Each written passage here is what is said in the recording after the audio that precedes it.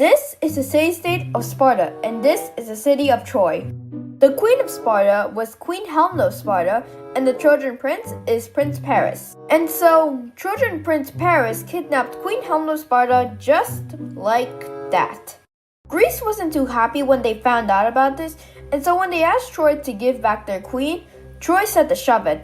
Even though Greece peacefully asked Troy to give them back their queen, the city of Troy still denied their request. So because of this, Greece declared war on Troy.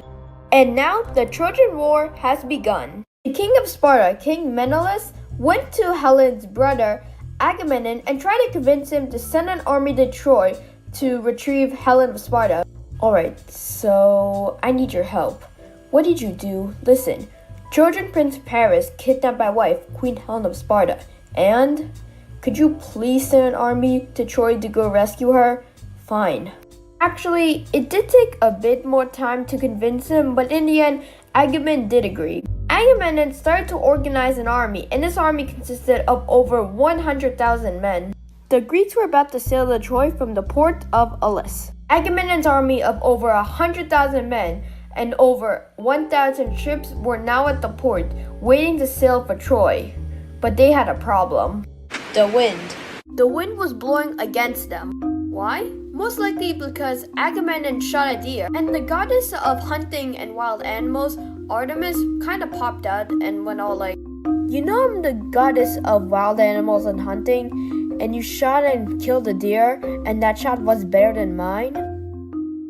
The goddess Artemis wasn't pleased, and so the winds were blowing, and because of this, Agamemnon's eldest daughter, Iphigenia, had to be sacrificed, and for the conquest to continue, her life was taken. Meanwhile, the wind was blowing in the perfect direction, and so Agamemnon's army of over 100,000 men and 1,000 ships sailed to the city of Troy and held a 10-year siege on it, which would be known as the Trojan War. As the Greeks arrived, so did the Trojans, and they fought against each other battle after battle. The Greeks left home victorious with their winning military strategy. In the Greeks' military strategy, the Greeks pretended to retreat, and as the dust left, all that remained was a wooden horse, a really big one.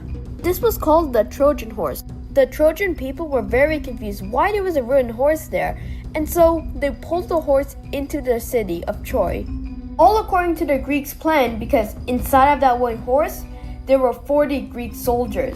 And so the Greek men started pouring out the horse as a surprise attack on the Trojan people. There's so many fights going on, but it was a massacre. And in the end, the Greeks won with this amazing military strategy. Because the Greeks won, Queen Helena of Sparta was promptly returned back to Greece.